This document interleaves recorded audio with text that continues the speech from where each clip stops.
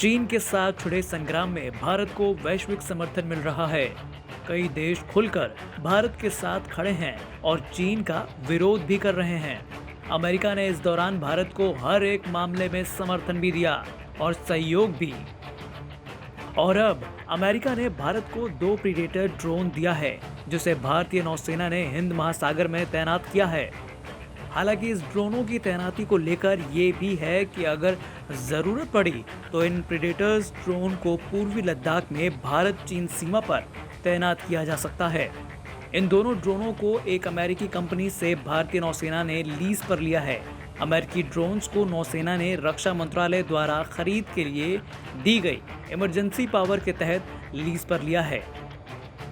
चीन के साथ सीमा पर जारी तनाव के बीच रक्षा मंत्रालय ने सशस्त्र बलों को आपात स्थिति में खरीद का अधिकार दिया है।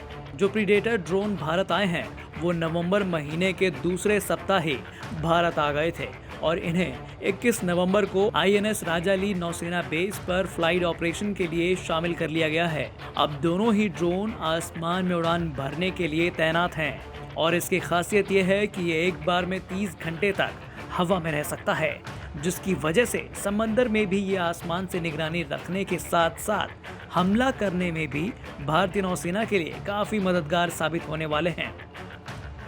अमेरिकी कंपनी की ओर से एक क्रू टीम भी भारत आई है और नौसेना को तकनीकी रूप से मदद कर रही है ताकि ड्रोन्स के ऑपरेशंस में किसी तरह की कोई परेशानी ना आए। भारतीय रंगों में उड़ान भर रहे ड्रोन अगले 1 साल तक लीज पर नौसेना के पास रहेंगे। गौरतलब है कि भारतीय रक्षा मंत्रालय भारतीय सेना के तीनों अंगों के लिए आने वाले दिनों में इस तरह के कुल 18 ड्रोन अधिग्रहित करने के लिए विचार कर रहा है।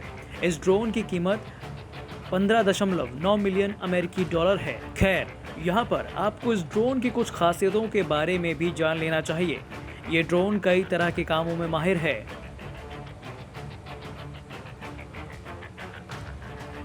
मध्यम ऊंचाई वाला ऐसा ताकतवर ड्रोन है जो हवा में लंबे समय तक उड़ान भरने की क्षमता रखता है। ये 1150 मील की दूरी और 50,000 फीट की ऊंचाई पर उड़ान भर सकता है। इसे इस तरह डिजाइन किया गया है कि ये लंबी दूरी की उन जगहों पर जहां सेना ना पहुंच पाए, वहां इससे काम लिया जा सके।